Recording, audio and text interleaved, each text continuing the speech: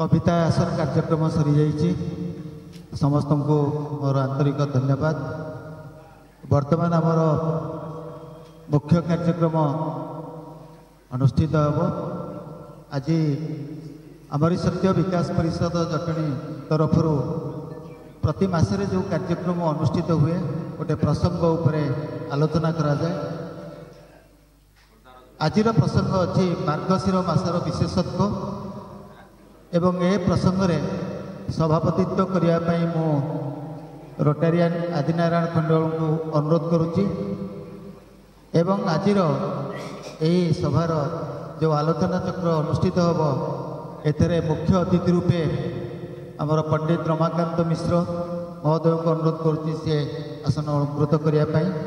मुख्य वक्ता भाव में पद्मलाभ पाणिग्राही महोदय को अनुरोध करुच्ची से आसन अलंकृत करने। आउ सम्मानित अतिथि भाव में तो आमर अच्छा त्रिलोचन बाबू आउ सम्मानित अतिथि भाव में मुझे कहीकि रोचे आ सार को आदि को कहूँ जे से सभा कार्य आरंभ। शुभ संध्या शिखुआ संध्यार अवसर में आमरी सत्य विकास परिषद तरफ एवं मो तरफ आप समस्त को स्वागत शुभेच्छा जनाऊँ।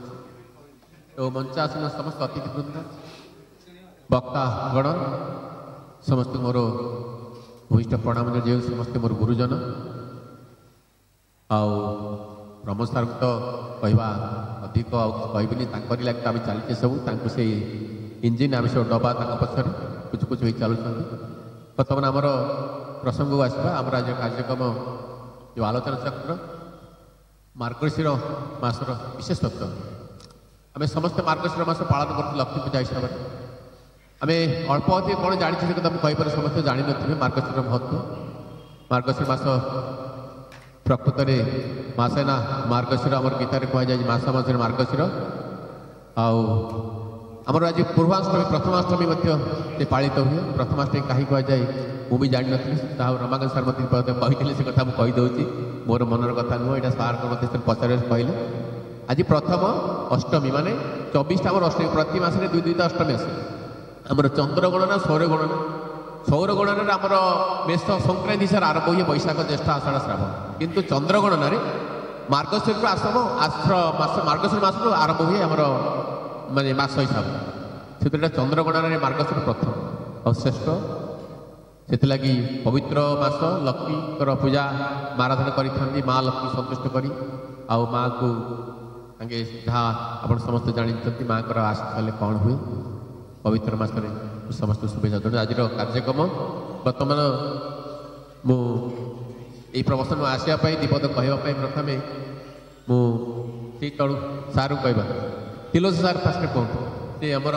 पुरुखा वरिष्ठ माने नमस्य व्यक्तित्व तांकु कहवा से दीपद प्रथम कहतु अभिज्ञता जाना ज्ञान से माननीय सभापति एवं सम्माननीय अतिथिवृंद भाई भौणी माने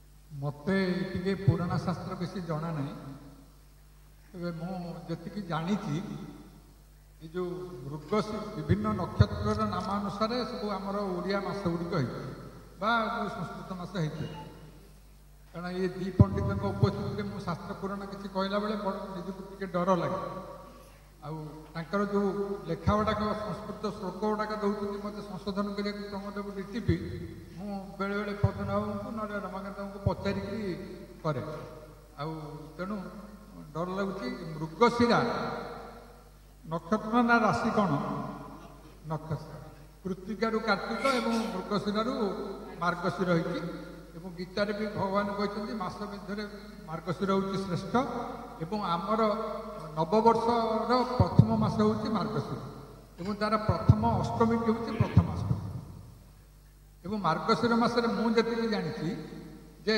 ये आज जो प्रथमाष्टमी कथा आग कहूँ यहाँ हूँ आमर रज कुमार पूर्णमी प्रथमाष्टमी आउ कौन थाईपे ओडिशार निजस्व ये पर्व हूँ ओडिशार निजस्व क्या धार उधार कर तोड़ी आणिक ये कराई ये तीनोटी जाक आम निजस्व आउ कौन थाईपे मुझे जानी এইটা হচ্ছে প্রথমাষ্টমীটা হচ্ছে সামাজিক এবং পারিবারিক দৃষ্টিରୁ অতি গুরুত্বপূর্ণ। ପରିବାରକୁ ବାନ୍ଧି ରଖିବା ପାଇଁ, ସମାଜକୁ ବାନ୍ଧି ରଖିବା ପାଇଁ ଆଜିର ଦିନ ପ୍ରଥମାଷ୍ଟମୀ। କାହିଁକି ନା ଯିଏ ପ୍ରଥମରେ ଜନ୍ମ ହୋଇଥିବ, ଏଇଟା ଚମତ୍କାର କଥା ଦେଖନ୍ତୁ, ସେତେବେଳେ ଯେ କଟାକୁ ପରିକଳ୍ପନା କରିକି ଆରମ୍ଭ କରିଥିଲେ ସେ ପୁଅ ଝିଅଙ୍କ ଭିତରେ ପ୍ରଭେଦ ଦେଖିନଥିଲେ। ନହେଲେ ତ ସେ କହିଥାନ୍ତେ ଆଗ ଯେଉଁ ପୁଅ ଜନ୍ମ ହୋଇଥିବ ତାକୁ ହିଁ ପ୍ରଥମାଷ୍ଟମୀରେ ପୂଜା କରାଯିବ ବା ବନ୍ଦନା କରାଯିବ। ନା, ପୁଅ ହଉ କି ଝିଅ ହଉ ପ୍ରଥମାଷ୍ଟମୀରେ ସିଏ ହିଁ ପୂଜା ପାଇବ ବା ତାକୁ ପଢୁଆଁ କରାଯିବ। ଏଇଟା କମ୍ କଥା ନୁହେଁ। ଏବଂ ୟା ଫଳରେ କ'ଣ ହେଉଥିଲା, ମନେକର ସୁଦର୍ଶନ ମହାପାତ୍ର ତାଙ୍କ ଘରର ମୁରବୀ ପ୍ରଥମେ ଜନ୍ମ ହୋଇଥିଲେ, ତାଙ୍କୁ ଯଦି ପ୍ରତିବର୍ଷ ଆଜିର ଦିନରେ ପୂଜା କରାଯିବ, ତାଙ୍କୁ ନୂଆ ବସ୍ତ୍ର ଦିଆଯିବ, ତାଙ୍କ ମାମୁଁ ଘରୁ ଯଦି ଆସିଲା ଭଲ, ନହେଲେ ପିଲାମାନେ ଦେବେ ବା ନିଜେ ଆଣିକି ଦେବେ, ତାହେଲେ ସେ ଘରର ମମତାବୋଧଟା ସୁଦର୍ଶନ ମହାପାତ୍ରଙ୍କୁ ମୁରବୀ କରିବାରେ ବହୁତ ସାହାଯ୍ୟ କରିବ। ଏବଂ ଆମ ପରିବାରକୁ ସମାଜକୁ ବାନ୍ଧି ରଖିବାରେ, ପରିବାର ଯଦି ବନ୍ଧା ହେଲା ସମାଜ ବାନ୍ଧି ହେବ। ସେଇଟା ଆଉ ନାହିଁ। ମାମୁଁ ନାହାନ୍ତି, କାରଣ ଆମ ବୋଉ କେସ୍ କରିକି ମାମୁଁ ଘରୁ ଆଣିଲାଣି ଜମିବାଡ଼ି, ତେଣୁ ମାମୁଁ ଆଉ ମୋତେ ଦେଉନାହାନ୍ତି। ବୋଲେ ମୋ କଥା କହୁନି, ଏଇଟା ନୁହଁ। ଏଇଆ ହେଇକି ଅବସ୍ଥା, ସମାଜର ଅବସ୍ଥା। ଆଉ ସବୁଠୁ ଚମତ୍କାର ଅବସ୍ଥା ହେଉଛି ଲର୍ଡ ମ୍ୟାକ୍ଲେ ଯେଉଁ ଦେଇଥିଲେ ରିପୋର୍ଟ ବ୍ରିଟେନର ପାର୍ଲାମେଣ୍ଟକୁ, ଯେ ପରିବାର, ଭାରତର ପରିବାରକୁ ଭାଙ୍ଗି ଦିଅ, ସମାଜ ଭାଙ୍ଗିଯାଉ, ତାହେଲେ ଆମେ ବହୁତ ଦିନ ଧରିକି ଶାସନ କରିବା। ବର୍ତ୍ତମାନ ଆମେ ସେଇ ଅବସ୍ଥାରେ ପହଞ୍ଚୁ। এই প্রথমাষ্টমীর গুরুত্ব হচ্ছে এইটা, পুଅ ঝিଅ ভিতরে প্রভেদ নথিলা এবং মুরবীত্বକୁ সম্মান দিয়াଯାଉଥିଲା। ତା ଫଳରେ ଆମେ ବାନ୍ଧିକି ରଖୁ। ଆଉ ଲକ୍ଷ୍ମୀ ମୋ ଦୃଷ୍ଟିରୁ ଯାହା, ଏଇ ମାସରେ ହିଁ ଫସଲ ଅମଳ ହୁଏ। ଆମ ଓଡ଼ିଶାରେ ଧାନ ହେଉଛି ପ୍ରଧାନ ଫସଲ।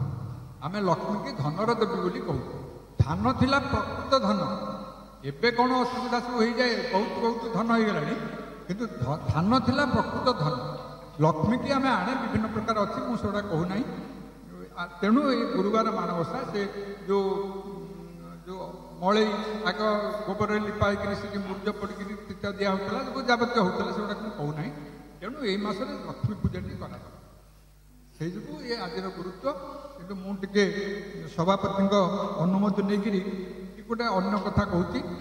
ଆଜି ହେଉଛି ନବକୃଷ୍ଣ ଚୌଧୁରୀଙ୍କର ଜନ୍ମଦିନ।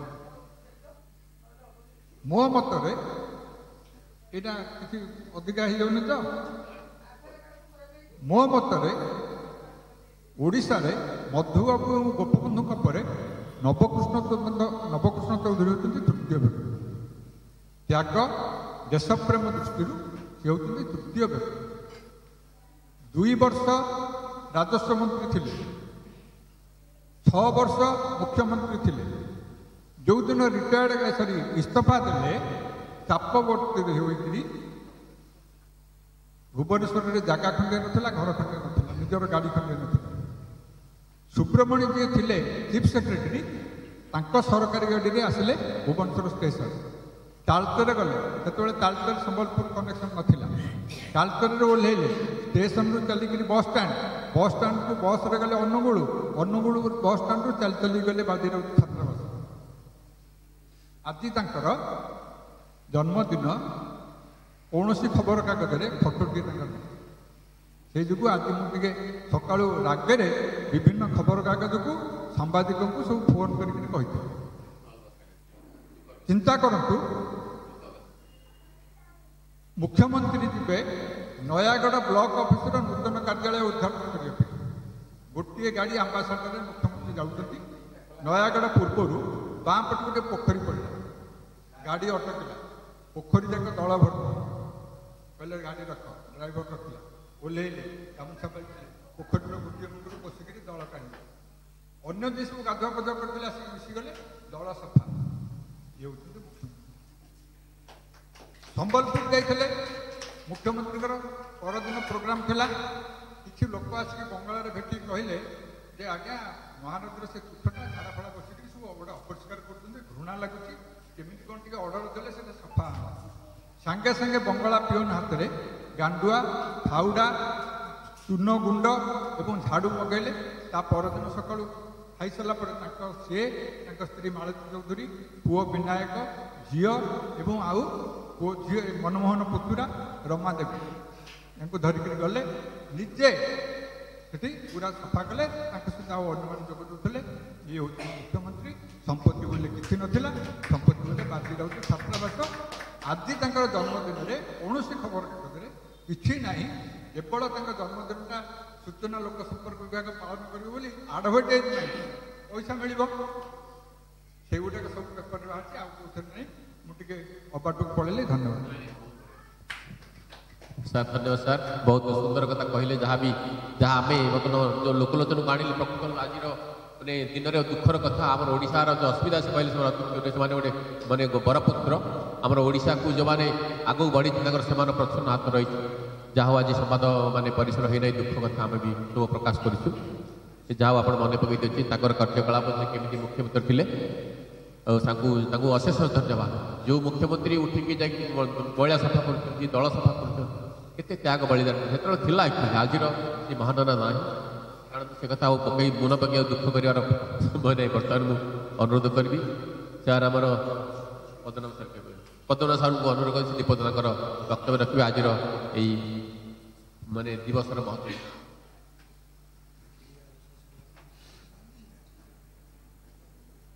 मन्माथ श्री जगन्नाथ मद्गुरु श्री जगद्गुरु मदात्मा सर्वभूतात्मा तस्मै श्री गुरवे नमः। जय जगन्नाथ। वंदे उत्कल जननी।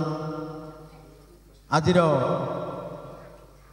आसरर सभापति महोदय एवं मंचासीन समस्त अतिथिवृंद सम्मुख भाव उपवेशन करथिबा ज्ञानी गुणी विद्वान कवि साहित्यिक बंधुगण समस्त को सारस्वत प्रणाम। मोर शरीर असुस्थ, मत खाली बाध्य हो कहले तेणु मु दीपद विषय किसी कहबी। आज शीर्षक हूँ मार्गशीर मासर विशेषत्व। आमर वरिष्ठ त्रिलोचन महापात्र महोदय तो बहुत सुंदर कथा गुड़ी कहते आशार बरपुत्र कथा सुंदर भाव आलोचना करते। वर्षाणां भारत श्रेष्ठ देशानां उत्कल स्मृत उत्कलस्य समदेश देश नास्ति महितले। तेणु आमे माने बड़ भाग्यवान भारत वर्ष रे जन्म ग्रहण करिचु।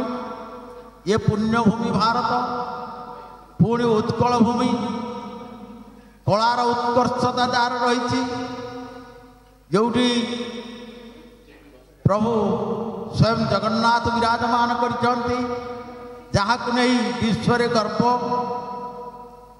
12 मासरे 13 पर्व जगन्नाथंकर तत्व सहित तांकर संस्कृति सहित परंपरा सहित आम्भे माने संपूर्ण जड़ी। जो कथा कहते प्रथमाष्टमी आ रज ये सब आमर निजर।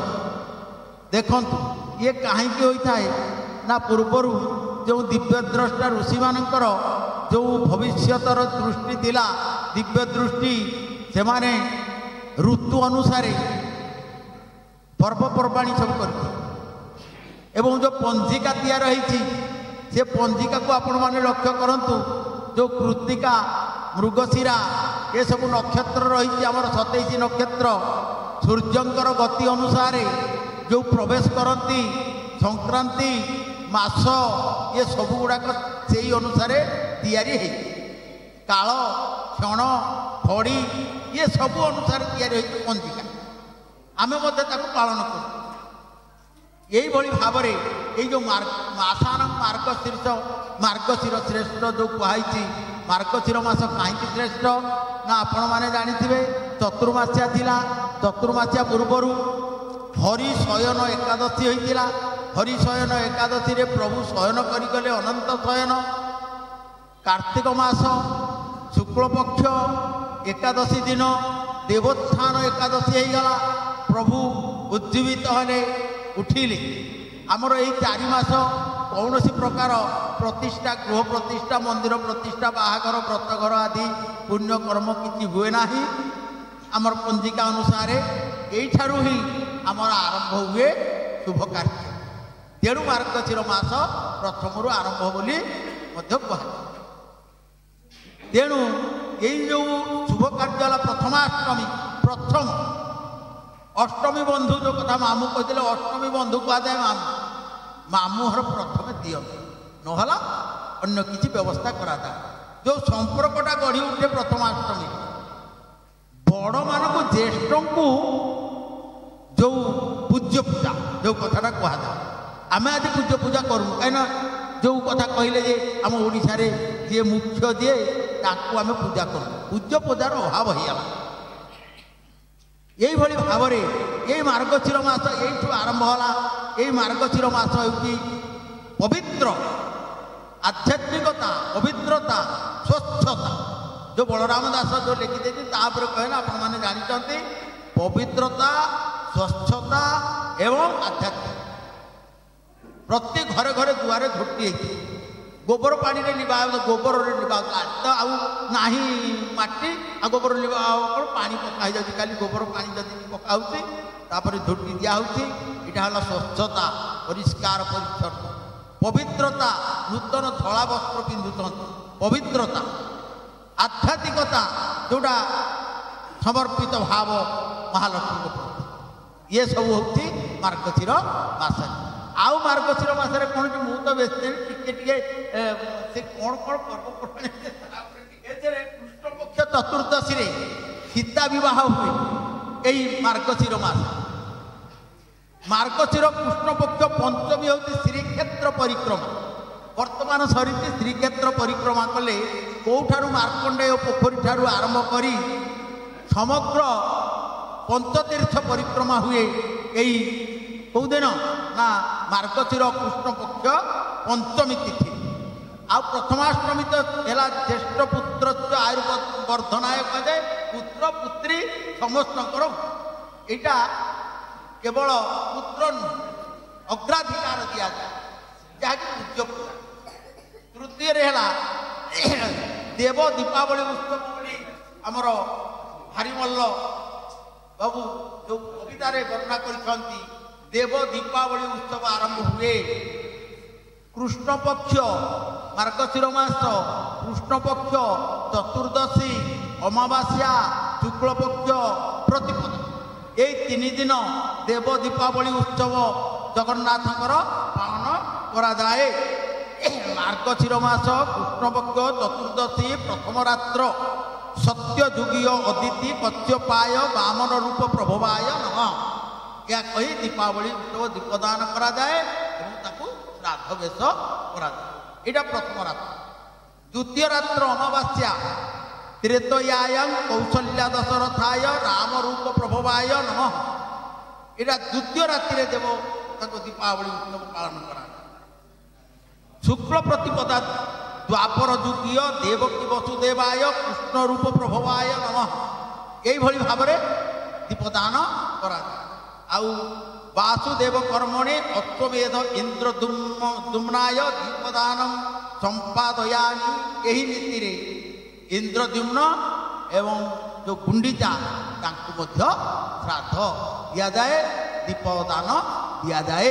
କାରଣ ଇନ୍ଦ୍ରଦ୍ୟୁମ୍ନଙ୍କର ଯେଉଁ ସତ୍ୟଯୁଗୀୟ ଯେଉଁ ଇନ୍ଦ୍ରଦ୍ୟୁମ୍ନ ଥିଲେ ସେଇ ଜଗନ୍ନାଥଙ୍କୁ ପ୍ରତିଷ୍ଠା କରିବାରେ ତାଙ୍କର ପ୍ରଚ୍ଛନ୍ନ ହସ୍ତ ରହିଛି, ତେଣୁ ତାଙ୍କୁ ମଧ୍ୟ ଦିଆଯାଏ।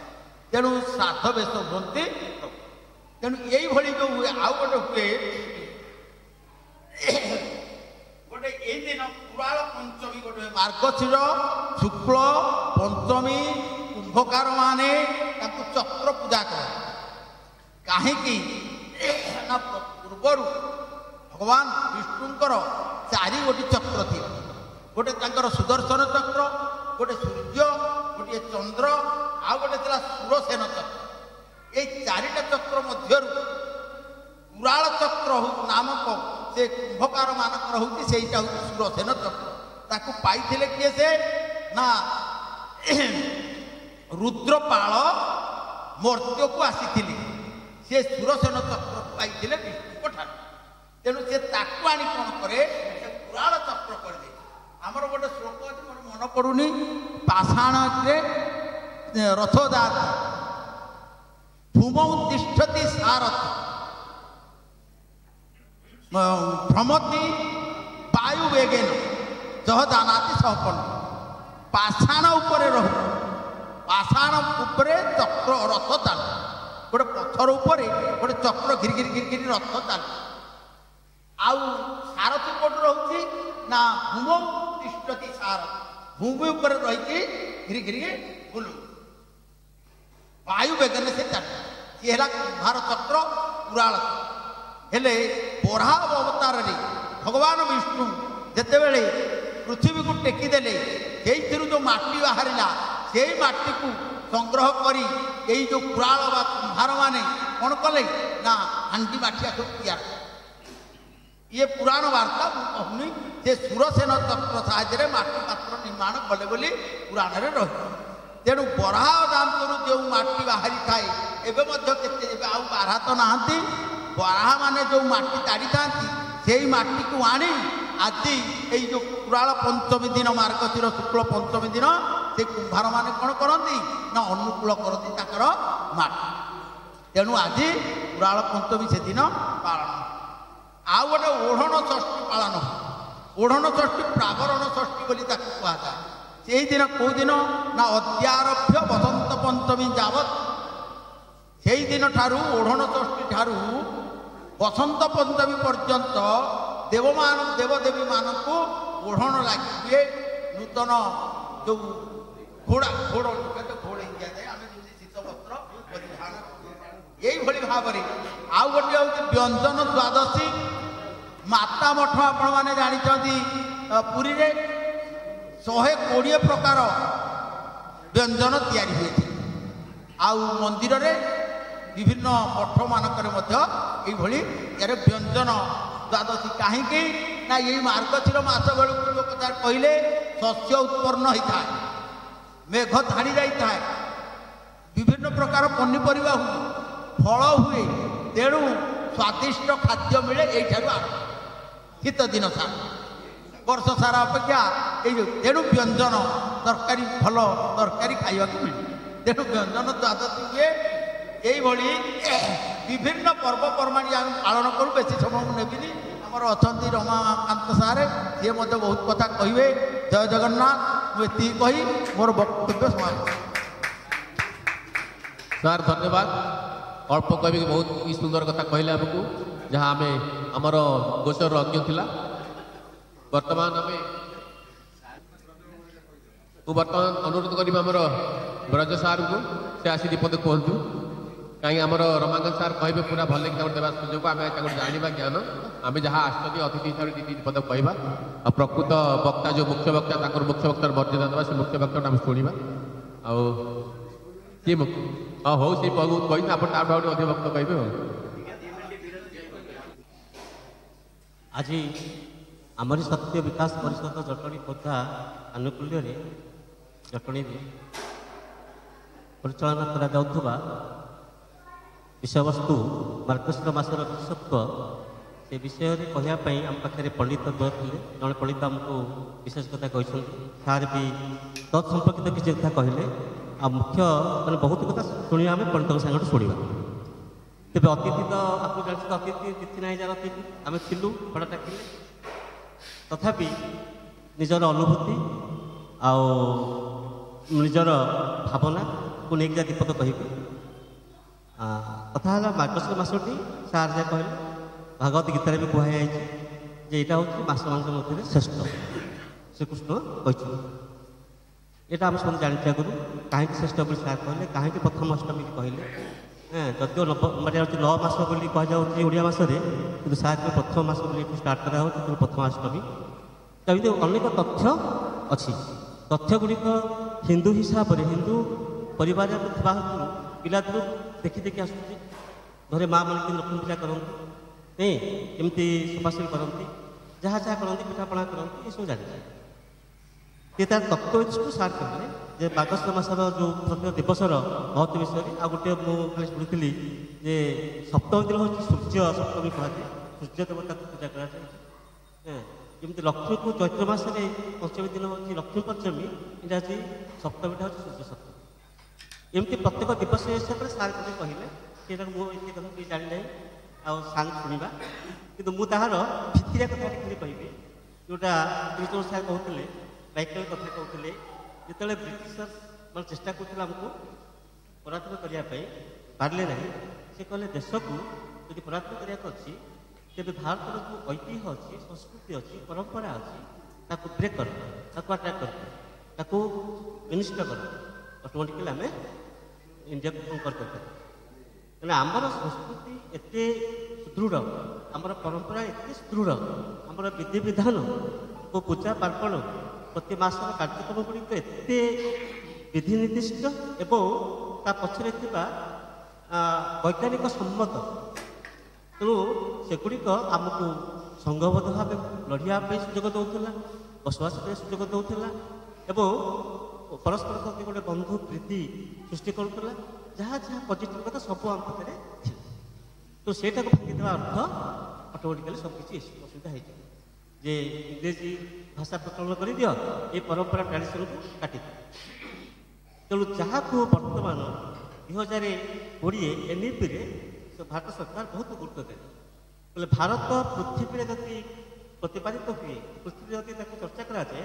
ଯେ ଭାରତର ନିଜସ୍ୱ ହେଉଛି ତାର ଆଧ୍ୟାତ୍ମିକତା ତାର ଗୁରୁ ତାର ପଣ୍ଡିତ ତାର ପରମ୍ପରା ତାର ଅତୀତ ତାର ସନ୍ନ୍ୟାସୀ ଜୀବନଯାପନ ଯାହା ଯାହା କିଛି ପଜିଟିଭ୍ ଆପଣ ଜାଣିଛନ୍ତି ତ ସେଇଟାକୁ ଯଦି ଗୁରୁତ୍ୱ ନ ଦେବା ଆମର ଯାହା ଶିକ୍ଷା ଅଛି ଏ ଶିକ୍ଷା ଆତ୍ମାବିହୀନ ଶିକ୍ଷା ତେଣୁ ରଶ୍ମି ଅଛନ୍ତି ଏଠି ମ୍ୟାଡ଼ାମ୍ ଜାଣିଛନ୍ତି ମୋତେ NEPରେ ତାପରେ ବହୁତ ଗୁରୁତ୍ୱ ଦିଆଯାଇଛି ଏବଂ ଟେକ୍ସଟ ବୁକ୍ ବର୍ତ୍ତମାନ NCF ସରିଲା ଆମେ ଯେ ପ୍ରଥମ କ୍ଲାସ୍ କରି ଆସିଲା ପରେ ଏବେ ବହି ଲେଖାଯିବ ସେଥିରେ ଏହା ଉପରେ ବହୁତ ଗୁରୁତ୍ୱ ଦିଆଯାଇଛି ଭାରତୀୟତା ଉପରେ ଗୁରୁତ୍ୱ ଦିଆଯାଇଛି ଭାରତୀୟର ବିଭିନ୍ନ ପର୍ବପର୍ବାଣୀ ଆମର ଯେଉଁ ଅଛନ୍ତି ବଡ଼ ମାନେ ପୁରୁଷମାନେ ଅଛନ୍ତି ମହତ୍ଵ ଜିନିଷ ଗୁଡ଼ିକ ଅଛି ତାକୁ ତାପରେ ସ୍ଥାନିକତା ଯାହାକୁ ଆମକୁ ବାନ୍ଧି ହେବ ସେ ହେଉଛି ଆମର ପୃଥିବୀପିଣ୍ଡ ଆମ ଲକ୍ଷ୍ୟ ସଞ୍ଚାଳନ ସେଥି ତେଣୁ କାହିଁକି କହିବି ଗୋଟେ ଉଦାହରଣ ବର୍ତ୍ତମାନ ସ୍ୱଚ୍ଛ ଭାରତ କେତେ ଥର କରିଛନ୍ତି କେତେ ହୋର୍ଡିଂସ୍ ଲାଗୁଛି କେତେ ମିଟିଂ ହେଉଛି କେତେ ଟ୍ରେନିଂ ହେଉଛି କ'ଣ ହେଉଛି ନାଇଁ ଭାଇଚାରା ଭାବ ନାଇଁକି ଏବଂ ମୂଲ୍ୟବୋଧ ଶିକ୍ଷା ତାଲିମ ଦିଆଯାଉଛି ଶିକ୍ଷକମାନଙ୍କୁ ତାଲିମ ଦିଆଯାଉଛି ବିଦ୍ୟାଳୟର ପିଲାମାନଙ୍କର ପାଠପଢ଼ା ବିନିମୟ କେତେ କ'ଣ କରାଯାଉଛି କିନ୍ତୁ ସବୁର ଭଲ ଜିନିଷ ଗୁଡ଼ିକ ଆମ ପରମ୍ପରାରେ ଅଛି ଏମିତି ଅଛି ପ୍ରଚ୍ଛଦ ପଟ ଭାବରେ ଅଛି ପରୋକ୍ଷ ଭାବରେ ଆମେ ତାକୁ ପାଳନ କରୁ କରୁ ଏ ସବୁ କଥା ଗୁଡ଼ିକ ଉପଲବ୍ଧି ହେଇଛି ଆମେ ଆମକୁ ତ କ୍ଲିନନେସ୍ କଥା କହୁଛି କ୍ଲିନନେସ୍ ଗୋଟିଏ କଥା ଯେଉଁଟାକି ମାର୍ଗଶିର ମାସରେ ଆମେ ବହୁତ ଉପଲବ୍ଧ କରୁଛୁ ଯେଉଁ ଗାଁକୁ ଯିବ ଯାହା ଘରକୁ ଯିବ ଯେତେ ଦୁଃଖୀ ରଙ୍ଗୀ ଗରିବଟିଏ ହଉ ଧନୀଟିଏ ହଉ ତା ଘରଟି ସଫାସୁତୁରା କରି ଗୋବର ପାଣି ଗରିବ ଲୋକଟି ଲିପି ଏବଂ ଧନୀ ଲୋକଟି ତାର ଘର ଦ୍ୱାର ଧୁଆଧି କରିଛି ଏବଂ ଚିକଣା ଜାଗାରେ ଚିକଣା ଜିନିଷ ରଖୁଛି ଏ ଯେଉଁ ମାନସିକତା ଏ ଯେଉଁ ଅଭ୍ୟାସ ଏ ଯେଉଁ ପରମ୍ପରା କମ୍ କଥାଟି ଆମେ କଲେ ଆମ ପିଲା ଶିଖିଲା ଆମ ପଡ଼ୋଶୀ ଶିଖିଲା ଆମେ ସମସ୍ତେ କରୁଛେ ହିନ୍ଦୁମାନେ ତେଣୁ ଏଇଠି ସ୍ୱଚ୍ଛ ଭାରତ ସକ୍ସେସ୍ ଆମେ ବାହାର ସ୍ୱଚ୍ଛ ଭାରତ ପାଇବାନି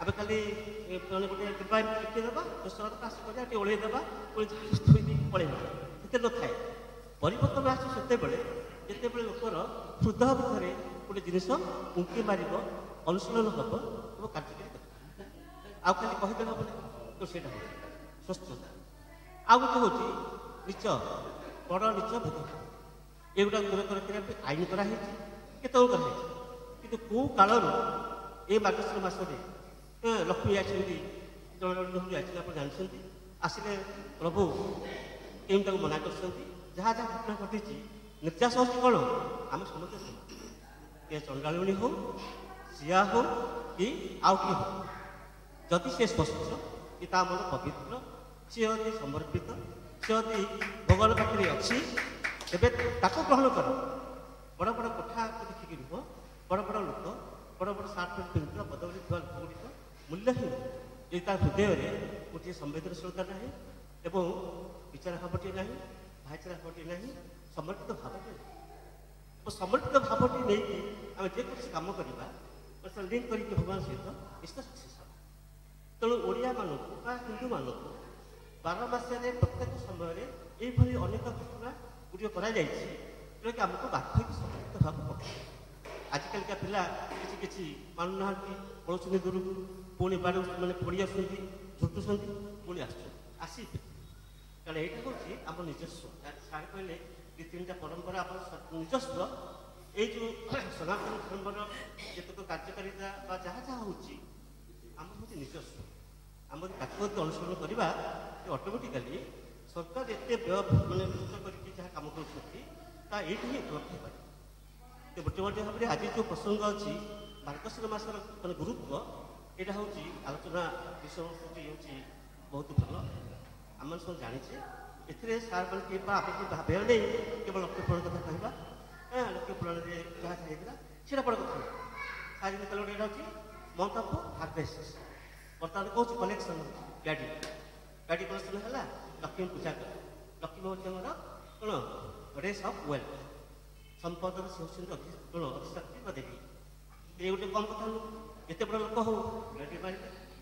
ଏଇ ଯେଉଁ ନିଜର ମନୋନୟନ ନିଜର ସମସ୍ତ ଶିରକୁ ତଳକୁ କଲେ ଏବଂ ନିଜକୁ ସେଠି ସମର୍ପିତ କଲେ ସେ ଭାବଟି ଆରମ୍ଭ ହେଲା ଥିବା ନମନୀୟତା। ତେଣୁ ଆମ ହିନ୍ଦୁ ଶାସ୍ତ୍ରରେ ପାଠ ପାଇଁ ସମ୍ପଦ ପାଇଁ ଶକ୍ତି ପାଇଁ ସୌନ୍ଦର୍ଯ୍ୟ ପାଇଁ ଗୃହ ପାଇଁ ଭିନ୍ନ ଭିନ୍ନ ଡିପାର୍ଟମେଣ୍ଟ ଅଛି। ଗଡ଼ ହେଡ୍ ଅଛି। ଏବେ ଲକ୍ଷ୍ମୀ ହେଉଛନ୍ତି ଆମର ଗଣେଶ ଫର୍ ୱେଲ୍ଥ ଜାଣିଛେ। ଆଉ ମାର୍ଗଶିର ମାସ ହେଉଛି ଯେଉଁ ମହତ୍ ଭିତରେ ମାସ ଭିତରେ ଶ୍ରେଷ୍ଠ ତା ଠିକ୍। ପ୍ରତ୍ୟେକ ଦିନର ଯେଉଁ ସାର୍ କହି ଆସୁଥିଲେ ସପ୍ତମୀ ଭାବିଲେ ବୋଧେ ସାର୍ କହିଲି ତ ମୁଁ ଜାଣିପାରିଲିନି କିମ୍ବା ସୂର୍ଯ୍ୟକୁ ପାଇଁ କୁହାଯାଏ ସେଇଟା ବୁଝିବା। ଏବଂ ଆମେ ଆମ ମନ ଦେଖନ୍ତୁ ଆମେ ଯେତେବେଳେ ଗତକାଲି ଗତ ମାସରେ ଯେମିତି ଭାବଧାରା ଥିଲା ଯେଉଁ ବାତାବରଣ ଚାଲିଥିଲା ସୋସାଇଟିରେ ମାର୍ଗଶିର ମାସ ପଳେଇ ଆସୁଛି ବାତାବରଣ ସ୍ୱତଃ ଅଲଗା ଅଲଗା ହେଇଯାଉଛି। ଆପଣ ଯଦି ଠିକ୍ କରିପାରୁଥିବେ ଜାଣିବେ ସେଇଟା ବଡ଼ କଥା। ସ୍ୱଚ୍ଛତା ଆସୁଛି ମାନେ ଶରତ ବର୍ତ୍ତମାନ ଯାଉଛି ଶୀତଋତୁ ଆସିବାକୁ ପଡ଼ିବ। ତେବେ ଗୋଟେ ସ୍ୱଚ୍ଛ ଭାରତର ସ୍ୱଚ୍ଛତା ଆସୁଛି ଆମର ବାୟୁମଣ୍ଡଳ ଆସୁଛି ପରିବେଶରେ ଫଳମୂଳ ଆସୁଛି ପନିପରିବା ଆସୁଛି ଧାନ ଅମଳ ହେଉଛି ଆମେ ହେଉଛି ପୂର୍ଣ୍ଣଗର୍ଭ ହେଉଛି ଓଡ଼ିଶା ବା ଭାରତବର୍ଷ।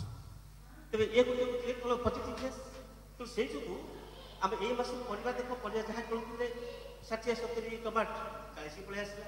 କୋବି କେଜି 100 କିଣୁଥିଲେ ଗୋଟାଏ 50-60 ପଳେଇ ଆସିଲା। ଯାହା ଯାହା ସବୁ ଆସ୍ତେ ଆସ୍ତେ ଏଇଠୁ ଅମଳ ଆରମ୍ଭ। ତେଣୁ ମାର୍ଗଶିର ମାସ ପ୍ରକୃତରେ ଗୋଟେ auspicious month in the year ତାକୁ ଆମେ ମାନିବା ପୂଜା କରିବା। ଆଉ ତା ପଛରେ କେବଳ ଲକ୍ଷ୍ମୀ ଆମକୁ ପୂଜା କରୁଛେ କିନ୍ତୁ ଲକ୍ଷ୍ମୀ ବ୍ୟତୀତ ଭିନ୍ନ ଭିନ୍ନ ଦିବସ ପ୍ରତି ଭିନ୍ନ ଭିନ୍ନ ଦେବତା ଅଛନ୍ତି। କିନ୍ତୁ ବହୁତ କଥା ମୁଁ କହିଥିଲି ଆମେ ସାର୍ଙ୍କର ଶାସ୍ତ୍ରୀୟ କଥା ଶୁଣିବା।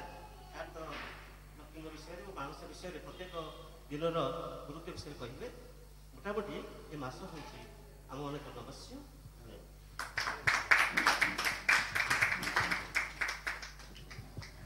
ସାର୍ ବହୁତ ବହୁତ ଧନ୍ୟବାଦ। ବହୁତ ସୁନ୍ଦର କଥା ସୁଖ ରୂପରେ ଏବଂ ମନସ୍ତାତ୍ତ୍ୱିକ ରୂପରେ ବ୍ୟାଖ୍ୟାନ କଲେ। ଯେଉଁ କଥା କି ଆମର ପ୍ରକୃତ ସଂସ୍କାର ଏ ଭିତରେ ହିଁ ଅଛି। ଯେଉଁ ସଂସ୍କାର ସଂସ୍କୃତି ଭିତରେ ଯେଉଁ ଆମର ଋତୁ ଅନୁଯାୟୀ ଅଛି ସେଇ ଜିନିଷକୁ ପୁରା ଆମର ମାନେ ସଂସ୍କାର ଭିତରେ ଯୋଡ଼ି ଦିଆଯାଇଛି। ଯେମିତି ସ୍ୱଚ୍ଛତା ଯେମିତିକି ଜାତିଭେଦ ଯେଉଁ ପ୍ରଥା ଲକ୍ଷ୍ମୀ ପୁରାଣରେ ବଳରାମ ଦାସ ସେଇ କଥା କହିଛନ୍ତି। ସେଇ ଜାତିଭେଦ ଶ୍ରୀ ଆଚଣ୍ଡାଳୀ ବିଷୟରେ ଏଇଟା ଏଥିରେ ହିଁ ଆମର ସୃଷ୍ଟି ହେଇଛି। ଆମେ ଯାହା ଯାହା କରୁଛେ ଆମର ଯେଉଁ ସରକାର ଯାହା ଯାହା କରୁଛନ୍ତି ଯେଉଁ ପ୍ରଥା ପରମ୍ପରା ଯେଉଁ ଆମର ଆଗକୁ କରୁଛନ୍ତି ସେଇ ଏଇ ଭିତରେ ସବୁ ଅଛି। ଆମର ପୃଥ୍ୱୀ ପୁରାଣ ଭିତରେ ଅଛି। ଆମର ଭାରତ ସବୁଠୁ ଶ୍ରେଷ୍ଠ ତାର ବର୍ତ୍ତମାନ ପୃଥିବୀ ମାନିଲାଣି। ଯାହା ହଉ ଧନ୍ୟବାଦ ଦେବି। ସେ ବହୁତ କିଛି ଆମକୁ ସୁନ୍ଦର ରୂପରେ ବୁଝେଇଲେ ଆମର ବ୍ରଜବଂଶ ସାର୍। ବର୍ତ୍ତମାନ ମୁଁ ଅନୁରୋଧ କରିବି ଜବାହର ସାର୍ଙ୍କୁ ସେ ବି 2 ମିନିଟ୍ ତାଙ୍କ ବିଷୟରେ କୁହନ୍ତୁ। ତାପରେ ଶେଷରେ ଆମେ ଶୁଣିବା ପୂର୍ଣ୍ଣ ରୂପରେ ଆମର ରମାକାନ୍ତ ସାର୍। ଧନ୍ୟବାଦ। ଆଜି এই মনোরম সন্ধ্যায় এই কার্যক্রমের সভাপতি মধ্যে মঞ্চাসীন অতিথিবৃন্দ এবং মঞ্চ আগে সমস্ত জ্ঞানী গুণী মানুষ মোর নম। আজ যে কার্যক্রম রয়েছে মার্গশির মাসর বিশেষত্ব সে সম্পর্কে ଆପଣମାନେ କିଛି ଶୁଣିଛନ୍ତି ଏବଂ ଆମର ମୁଖ୍ୟ ଅତିଥି ଯିଏ ଅଛନ୍ତି ପଣ୍ଡିତ ରମାକାନ୍ତ ମିଶ୍ର ତାଙ୍କଠାରୁ ଅଧିକ ଶୁଣିବେ। ତେବେ ଆମେ ଗତ ସପ୍ତାହରେ କାର୍ତ୍ତିକ ପୂର୍ଣ୍ଣିମାରେ ଆକା ମା ବହି କହିକିରି ଆମେ ଏ ପ୍ରାଚୀନ ପରମ୍ପରା ଐତିହ୍ୟ ଓଡ଼ିଶାର ନୌବାଣିଜ୍ୟକୁ ସ୍ମରଣ କରିଥିଲେ। ସେ ଆକା ମା ବହି କହିଲା ବେଳେ ଆମର 12 ମାସର ଶ୍ରେଷ୍ଠ ମାସ 6 ଆଷାଢ଼ କାରୁ କାର୍ତ୍ତିକ, ମାରୁ ମାର୍ଗଶିର ଏବଂ ମାଘ। এই ମାସଗୁଡ଼ିକ ପୂର୍ଣ୍ଣ ମାସ। এই ମାର୍ଗଶିର ମାସରେ ଯେଉଁ କଥା ପୂର୍ବରୁ ମଧ୍ୟ କହୁଥିଲେ, ଯେତେବେଳେ ଭାରତବର୍ଷକୁ ମୋଗଲ ମରହଟା ଏବଂ ମୁସଲମାନ ତଥା ଶେଷରେ ଇଂରେଜମାନେ ଶାସନ କରୁଥିଲେ, ସେତେବେଳେ ସେମାନେ ଚତୁର ଜାତି ଇଂରେଜ ଜାତି ଚାହିଁଲେ ଭାରତବର୍ଷର ଆତ୍ମାକୁ ଯଦି ଆମେ ଭାଙ୍ଗିଦେବା, ତାଙ୍କର ଭାଷା, ତାଙ୍କର ସଂସ୍କୃତି, ତାଙ୍କର ପରମ୍ପରା, ତାଙ୍କର ଐତିହ୍ୟ, ତାହେଲେ ଏ ଦେଶକୁ ଆମେ ହଜାର ହଜାର ବର୍ଷ ଧରି ସେମିତି ରହିଥିବେ। ଯେଉଁଥିପାଇଁ ସେମାନେ ମନ୍ଦିରଠୁ ଆରମ୍ଭ କରି ଆମ ଭାଷା ସବୁକୁ ଲୋପ କରିବେ। ଏବେ ନିକଟରେ ଭାରତ ସରକାର ପୂର୍ବ ଏବଂ ଉତ୍ତର ଭାରତର 64ଟି ରାଜ୍ୟର ଶିକ୍ଷକ, ଅଧ୍ୟାପକ, ପ୍ରାଧ୍ୟାପକ, ପ୍ରଫେସର ଏମାନଙ୍କୁ ବିହାରର ନାଳନ୍ଦାଠାରେ ଏକ ଶିକ୍ଷା, ସଂସ୍କୃତି, ପରମ୍ପରା, ଐତିହ୍ୟ ଉତ୍ଥାନ ପର୍ବ କାର୍ଯ୍ୟକ୍ରମ ଏଇ ନଭେମ୍ବର 16, 17, 18 ନାଳନ୍ଦା ବିଶ୍ୱବିଦ୍ୟାଳୟରେ କାର୍ଯ୍ୟକ୍ରମ ହୋଇଥିଲା। ଓଡ଼ିଶାରୁ 12 ଜଣ ଯାଇଥିଲେ। ସୌଭାଗ୍ୟବଶତଃ ମୋ ନାଁଟି ମଧ୍ୟ ସେଥିରେ ଥିଲା, ମୁଁ ଯାଇଥିଲି। ସେଠି 16 ତାରିଖରେ ବିହାରର ଯିଏ ମାନ୍ୟବର ରାଜ୍ୟପାଳ ଉଦ୍ଘାଟନ କରିଥିଲେ ଏବଂ 10-11ଟି ବିଶ୍ୱବିଦ୍ୟାଳୟର ଯେଉଁମାନେ ଭାଇସ୍ ଚାନ୍ସେଲର, ପ୍ରଫେସର, ରିଡର ଏମାନେ ସବୁ ଥିଲେ। 3 ଦିନ ଧରି ପ୍ରତିଦିନ 6ଟି ସେସନ, 3 ଦିନରେ 18ଟି ସେସନ ହେଲା। 2ଟି ଉଦ୍ଘାଟନ ଏବଂ ଉଦ୍ଯାପନ ଗଲା, ଆଉ 16ଟି ସେସନରେ ଏ ଭାରତୀୟ ସଂସ୍କୃତି କଥା କହୁଥିଲେ। ଯେଉଁ କଥା ପୂର୍ବରୁ ବକ୍ତାମାନେ କହୁଥିଲେ, ମ୍ୟାକେଲକୁ ଦାୟିତ୍ୱ ଦିଆଗଲା, ତୁମେ ଭାରତବର୍ଷର କିଭଳି ସେ ଭାଷାକୁ ତୁମେ ଲୋପ କରିପାରିବ, ତାଙ୍କ ସଂସ୍କୃତିକୁ ଲୋପ କରିପାରିବ, ତାଙ୍କ ବିଚାରଧାରାକୁ ଲୋପ କରିପାରିବ ଏବଂ 26ଟି ଅକ୍ଷର A to Z ପର୍ଯ୍ୟନ୍ତ ଶିଖେଇ ଇଂରାଜୀ ଶିକ୍ଷାର ବ୍ୟାପକ ପ୍ରସାର କରିବ। ମ୍ୟାକେଲ ସଫଳ ହୋଇଥିଲେ ଏବଂ ତାଙ୍କରି ସମୟରୁ ବିଭିନ୍ନ ରାଜ୍ୟର ଭାଷା କଣ୍ଠରୋଧ କରାଗଲା ଏବଂ ଇଂରାଜୀ ଭାଷାକୁ ଏଭଳି ଭାବରେ ସେମାନେ ପ୍ରଚାର ପ୍ରସାର କଲେ, ଯେଉଁଥିପାଇଁ ଆଜି ଆମେ ସମସ୍ତେ ଇଂରାଜୀ ପାଠ ପଢ଼ୁଆ ମୁହାଁ ହେଉଛୁ। ପୁରୁଣା ନାଳନ୍ଦା ବିଶ୍ୱବିଦ୍ୟାଳୟକୁ ଯେଉଁ ପ୍ରାୟ 85-90 ଲକ୍ଷ ବହି ଥିଲା, 3-4 ମାସ ଲାଗିଲା ତାକୁ ପୋଡ଼ି ଜାଳି ସେ ବିଶ୍ୱବିଦ୍ୟାଳୟ ଧ୍ୱଂସ କରିଦେଲେ। ତା ପରବର୍ତ୍ତୀ ଅବସ୍ଥାରେ ନୂଆ ନାଳନ୍ଦା ବିଶ୍ୱବିଦ୍ୟାଳୟ ପ୍ରତିଷ୍ଠା ହେଲା। ଗତ ଜୁନ୍ ମାସରେ ବର୍ତ୍ତମାନ ଯେ ପ୍ରଧାନମନ୍ତ୍ରୀ ଯାଇଥିଲେ ଉଦ୍ଘାଟନ କରିବାକୁ 17 ତାରିଖରେ। ଆଉ ଗୋଟିଏ ମଧ୍ୟ ମୁକ୍ତ ବିଶ୍ୱବିଦ୍ୟାଳୟ ହେଇଛି ନାଳନ୍ଦାରେ। ସେସବୁ ଦର୍ଶନୀୟ ସ୍ଥାନ ଭଳି ମନେ ହୁଏ। ତେଣୁ ନୂଆ ଶିକ୍ଷାନୀତି 2020ରେ ସରକାର ଭାରତବର୍ଷ ପାଇଁ ରଖିଛନ୍ତି। ସେଥିରେ ସବୁ ଭାଷାକୁ ଗୁରୁତ୍ୱ ଦିଆଯାଏ।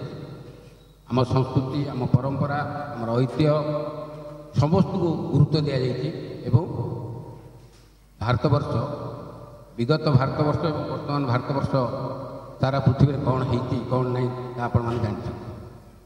ତେଣୁ ଆଜିର ଯେଉଁ ପର୍ବଟି ଆମେ ଆମ ପରିବାର, ଯେ ମୁଖ୍ୟ ଗୋଟେ ପରିବାରକୁ ମୁଁ ଯାଇଥିଲି 3 ଦିନ ତଳେ, ସେ ପରିବାର ଛୋଟ ଝିଅଟି 4 ବର୍ଷ ହେବ, ସିଏ ତାର ଆଜି ବଡ଼ ହେଇଥିବାରୁ ନୂତନ ବସ୍ତ୍ର ପିନ୍ଧିବ। ତା ବାପା ଯିଏ, ସିଏ ମଧ୍ୟ ପରିବାର ବଡ଼, ସିଏ ପିନ୍ଧିବ। ବାପାଙ୍କର ଯିଏ ବାପା, ସିଏ ମଧ୍ୟ ବଡ଼। 3 ପୁରୁଷ ଧରି ଆଜି କାର୍ଯ୍ୟକ୍ରମ ଚାଲିବ। ସେ ପରିବାର କିଭଳି ଏକତା ଭାବ ବଢ଼ିବ, ଯେଉଁଥିପାଇଁ ଆଜିକାଲି ଇଂରାଜୀ ମାଧ୍ୟମ ବିଦ୍ୟାଳୟରେ ଜେଜେ ଏବଂ ଜେଜେମାଙ୍କୁ ଆଣିବା ପାଇଁ ତାଙ୍କର ଅଧ୍ୟକ୍ଷ ନିର୍ଦ୍ଦେଶ ଦେଉଛନ୍ତି ପିଲାଟି। ଯେଉଁଭଳି ଆମେ ପରିବାର କହିଲେ ନ୍ୟୁକ୍ଲିୟର ଫ୍ୟାମିଲି, ସ୍ୱାମୀ ସ୍ତ୍ରୀ ଏବଂ ପୁଅ ଝିଅ, ଆଉ ବାପା ମା ଭାଇ କେହି ନାହିଁ। ବର୍ତ୍ତମାନ କଳଙ୍କିତ ସମାଜ ହେଇଯିବାକୁ ଯାଉଛି। ତାକୁ ରୋକିବା ପାଇଁ ନୂଆ ଶିକ୍ଷାନୀତିରେ ଯେଉଁ କଥା ଆମର ପ୍ରଜାକୁ କହୁଥିଲେ, ପ୍ରୟାସ ଆରମ୍ଭ ହୋଇଛି ଏବଂ ସେ ସେ କାର୍ଯ୍ୟକ୍ରମ ଯଦି ସଫଳ ହେବ ତାହେଲେ ଭାରତୀୟ ଅତୀତ ଭାରତ ପୁଣି ବିକଶିତ ଭାରତ ହେବ ଏବଂ ସୁସ୍ଥ ଭାରତ ହେବ। ଏ କାର୍ଯ୍ୟକ୍ରମରେ ଆପଣ ସମସ୍ତେ ଏଇ ଶ୍ରେଷ୍ଠ ମାସ ମାର୍ଗଶିର ସମ୍ପର୍କରେ ଆଲୋଚନା ଶୁଣୁଛନ୍ତି, ଏହାପରେ ଆହୁରି ଶୁଣିବେ। ଧନ୍ୟବାଦ। ସାର୍ ବହୁତ ସୁନ୍ଦର, ବହୁତ କଥା ଅଭିଜ୍ଞତା ପୂର୍ବକ ସେ କହିଲେ। ନିକଟ ଅତୀତରେ ଯାଇଥିଲେ ନାଳନ୍ଦା ବିଶ୍ୱବିଦ୍ୟାଳୟ ପରିଦର୍ଶନ କରିବା ପାଇଁ, ସେ ସେମିନାର ଆଟେଣ୍ଡ କରିବା ପାଇଁ। ଯାହା ତା ସେଥିପାଇଁ ମଧ୍ୟ ମୁଁ ଧନ୍ୟବାଦ ଜଣାଉଛି। ଯାହା ଆମ ଜଟଣୀ ଜଣେ ଆପଣ ତା ପ୍ରତି ପ୍ରତିନିଧି ସ୍ୱରୂପ ଏଇଟା ମାନେ ରୂପରେ ଅତିଥି ଗ୍ରହଣ କରିଦେଇଥିବା ଗ୍ରହଣ କରିଛନ୍ତି। ଆଉ 4 ଜଣ ଯାଇଥିଲେ ଜଟଣୀରୁ, ଆଉ କିଏ କିଏ ଯାଇଥିଲେ? ରାଜେନ୍ଦ୍ର ଯାଇଥିଲେ ବୋଧେ, ଆଉ କିଏ? ଯାହା ହଉ 4 ଜଣ ଆମ ଜଟଣୀ ଯାଇଥିଲେ 12 ଜଣ ଭିତରୁ। ଜୟନ୍ତ ଭାଇ, ଆଚ୍ଛା ବହୁତ ଧନ୍ୟବାଦ ସେମାନଙ୍କୁ शुभेच्छा अनेक। जा गर्वर कथा आम जटनी में, आम जटनी बहुत आगू बढ़ी। बर्तमान आगर जटनी के जटनी बहुत फरक लगुच। बर्तमान मु अनुरोध करी आम मुख्य आकर्षण रमाकांत सार को, महान पंडित व्यक्तित्व, पालार गोटे महान कलाकार, ज्ञानर भंडार, अनुरोध करी जो ज्ञान भितर, ज्ञानकोश भितर, ज्ञान रत्न भितर आज से 2 पद ये विषय कही आमको आप्यायित करेंगे, जहाँ अज्ञ अच्छा आज दिनर महत्व विषय।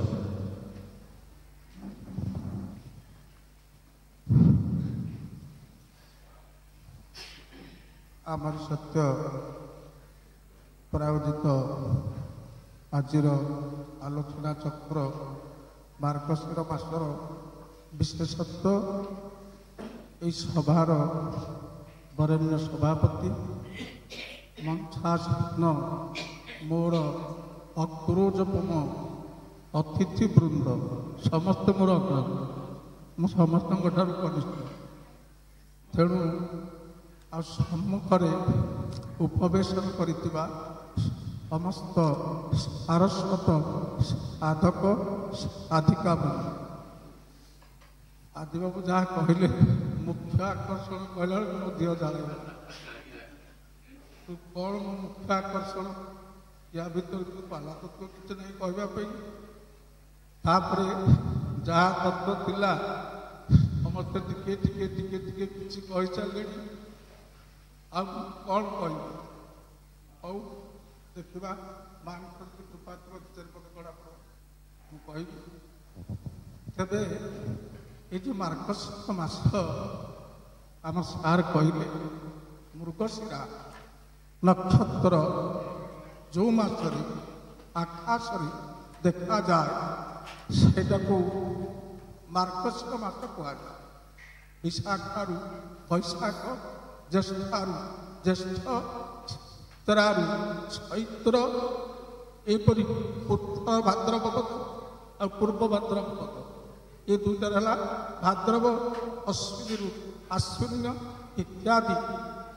ये नक्षत्र मान समय काल को नहीं नामकरण सब करा।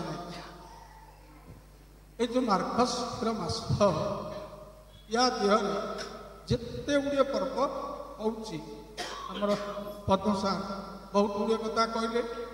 आमर पुराण पंचमी, सीता विवाह, आउ गोटे कहले देव दीपावली इत्यादि कथा जिते पर्व या भितर मुख्य गोटे प्रथमाष्टमी आ गोटे हूँ माणबसा गुरुवार।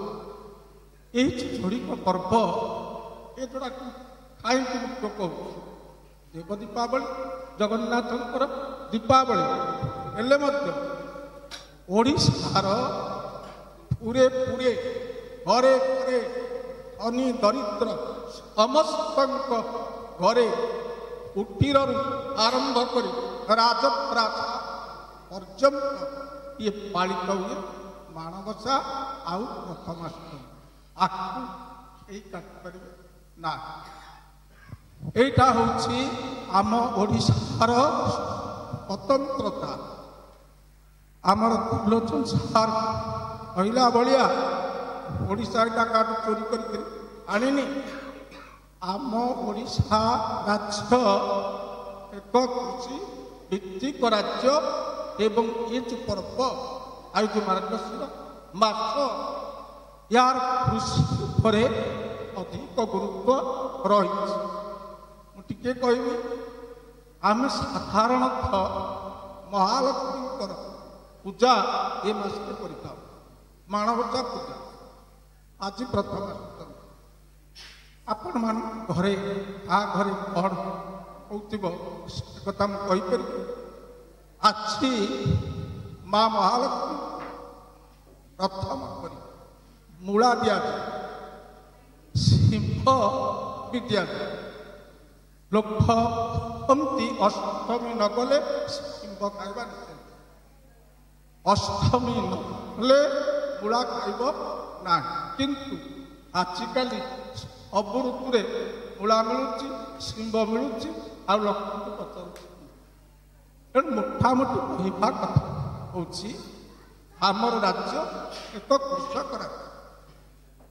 ଏ ଦେଶର କୃଷକ ତା ଜମିରେ ବାଡ଼ିରେ ଯାହା ସବୁ କରେ, ବିଲରେ କ୍ଷେତରେ ଯାହା ସବୁ କରେ, ଆଗ ତାର ଆରାଧ୍ୟ ଇଷ୍ଟ ଯେଉଁ ଦେବଦେବୀ ତାଙ୍କୁ ସମର୍ପିତ କରେ, ତାପରେ ନିଜେ ତାକୁ ଗ୍ରହଣ। ଆମର ଏଇଟା ଆର୍ଥିକତା, ଏ ଗୋଟେ ବିଶ୍ୱାସ, ଦେବାଦେବୀ ବିଶ୍ୱାସ। ଆମର ଆରାଧ୍ୟ ଇଷ୍ଟ ଦେବାଦେବୀ ମାନଙ୍କୁ ଆମେ ଆମ ବାଡ଼ିର ବିଲର ଅମଳ ମୂଳ ଶସ୍ୟ ହଉ ବା ପନିପରିବା ଆମେ ଆଗ ତାଙ୍କୁ ଦେବୁ। ଇଏ ଆମର ସବୁ, ତାପରେ ଆମେ ଗ୍ରହଣ କରିବୁ।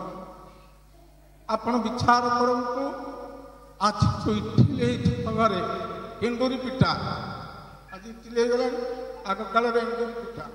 ଏ ଏଣ୍ଡୁରି ପିଠା ନୂଆ ଧାନ ଚାଉଳ ଏବଂ ନୂଆ ବିରି, ବିରି ପଦାରୁ ଆମଦାନୀ ହେବ। ବିଲ ହିଡ଼ ମାନଙ୍କରେ ବିରି ବୁଣା ହେଇଥିବ, ଆମ ଗାଁ ପଟେ ପଦା ନାହିଁ, ବିଲରେ ସବୁ ହିଡ଼ରେ ବିରି ବୁଣା ହେଇଥିବ। ଏଇ ଯେଉଁ ନୂଆ ବିରି ଆଉ ନୂଆ ଚାଉଳ, ସେଇ ବିରି ଚାଉଳରେ ଇଟିଲି ତିଆରି କରାହବ।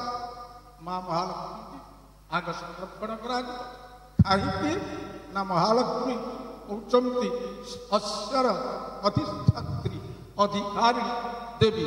କେବଳ ଶସ୍ୟ ନୁହଁ, ସମସ୍ତ ସମ୍ପଦ ଐଶ୍ୱର୍ଯ୍ୟର ସେ ହେଉଛନ୍ତି ଅଧିକାରୀ ମା ମହାଲକ୍ଷ୍ମୀ।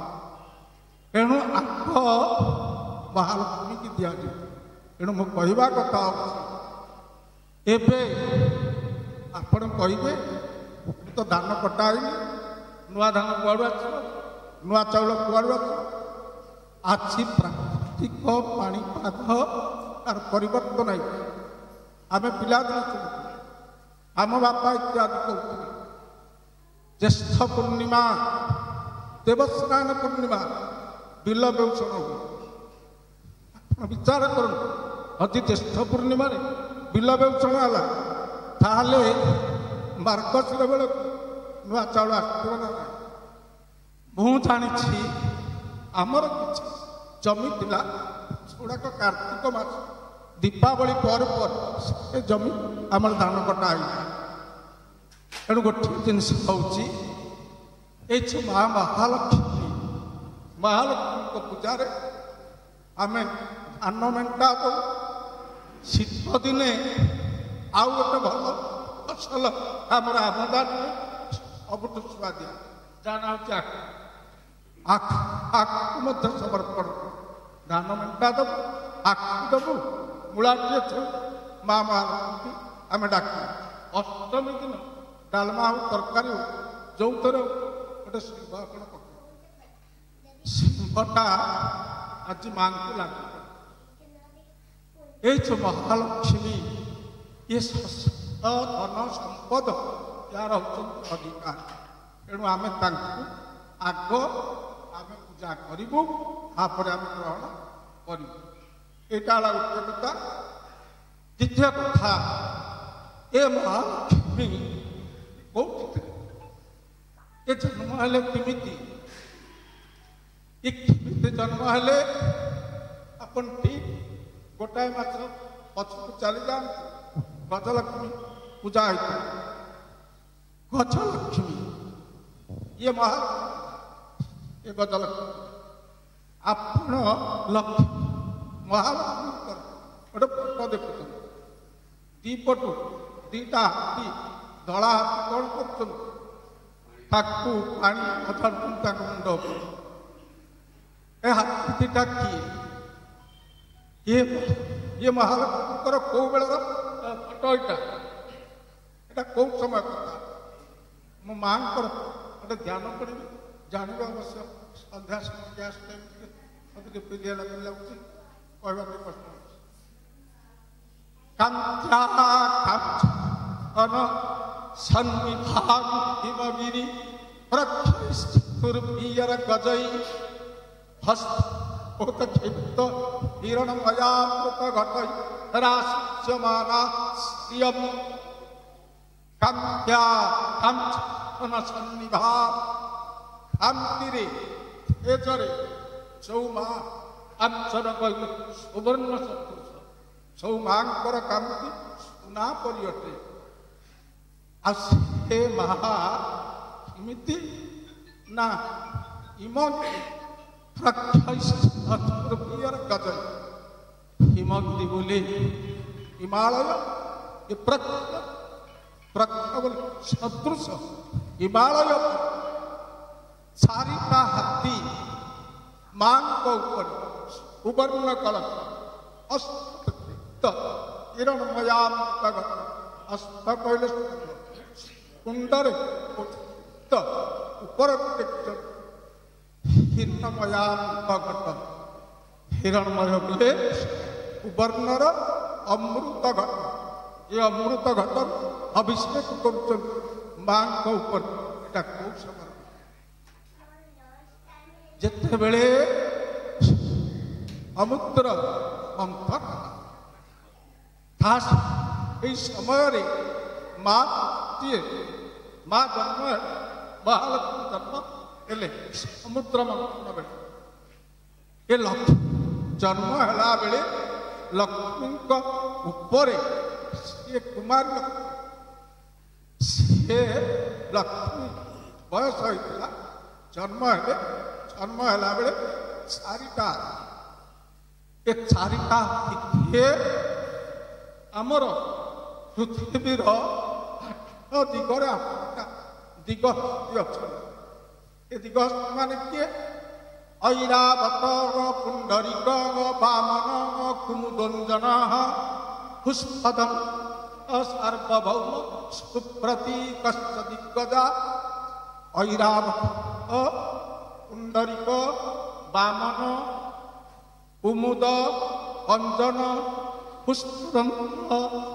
आर्भव या दिग भर चारो हाथी ऐरावत पुंडरीक वामन कुमुद ये चारि दिग चारिटा कलश बजाउछन्ति मां किंतु एबे आमे दीटा दीटा ये दीटा किए आपकर अति बड़ी जगन्नाथ दास भागवत लिखित ऐरावत जे पुंडरीक लक्ष्य कले अभिषेक ऐरावत आ पुंडरी गोटे पाखे ऐरावत हस्ती आ गोटे पाखे होती पुंडरीक ये लक्ष्य अभिषेक कले तेणु लक्ष्मी सहित गज जन्म होती आ पिलादिने माँ महालक्ष्मी यही वरुण राजा यही गजमान सहित एक क्रीड़ा कर महालक्ष्मी क्रीड़ा कर ये जो लक्ष्मी वरुण राजार समुद्र भीतर माँ गले महा समुद्र भीतर गले या पक्ष गोटे पुराण कहानी ସାର୍ ମାନେ ସବୁ ବିଭିନ୍ନ କଥା କହିଲେ ସାମାଜିକ କଥା ଆଉ ଆମର ଆଧ୍ୟାତ୍ମିକତା ଇତ୍ୟାଦି କଥା ମୁଁ ଟିକେ ଛାଡ଼ି ଯେତେବେଳେ ମହାଦେବ ପାର୍ବତୀଙ୍କୁ ବିବାହ କଲେ ବିବାହ କରିବା ପରେ ବ୍ରହ୍ମା ବିଚାର କଲେ ସେ ଇଏ ଶିବ ହେଉଛନ୍ତି ଯୋଗୀ ଅନ୍ୟାସୀ ଆଉ ପାର୍ବତୀ କିଏ ପାର୍ବତୀ ତ୍ରିପୁର ମୋହିନୀ ଏପରି ଏକ ତ୍ରିପୁର ମୋହିନୀ ସୁନ୍ଦରୀ କନ୍ୟାକୁ ଇଏ ଯୋଗୀ ସନ୍ନ୍ୟାସୀ ଦେଇଛନ୍ତି ଶିବ ଆହା ଏମିତି କନ୍ୟାଟିଏ ମୁଁ ଯଦି ଦେଇଥାନ୍ତି ଭୋଗ ଐଶ୍ୱର୍ଯ୍ୟ ଭୋଗ କରୁଥିବା ଭଗବାନ ଏ ବୈକୁଣ୍ଠ ବିହାର ବିଷ୍ଣୁ ତାଙ୍କୁ ଯଦି ଦେଇଥାନ୍ତି ତାହେଲେ ଭଲ ହେଇଥାନ୍ତା ତେବେ ମୁଁ ଆଉ ଗୋଟିଏ କନ୍ୟା କରିବି ଏଣୁ ମହାଲକ୍ଷ୍ମୀଙ୍କର ଛାଞ୍ଚକୁ ରଖି ବ୍ରହ୍ମା ଆଉ ଗୋଟିଏ କନ୍ୟା ତିଆରି କଲେ ଏକ୍ଜାକ୍ଟ ଲକ୍ଷ୍ମୀଙ୍କ ପରି କିନ୍ତୁ ଗୋଟେ ବ୍ୟତିକ୍ରମତା ଭିତରେ ଇଏ କରୁ କରୁ ଏ କନ୍ୟାର ଗୋଟେ ଆଖି ଟେରା ବୋଲେ ଆହା ଏଡ଼େ ଆଶା କରିକି କରିଥିଲି ଏଇଟା ଟେରିଟା ହେଇଗଲା ଏ ଯା କୁଆଡ଼େ ସମୁଦ୍ର ଭିତରକୁ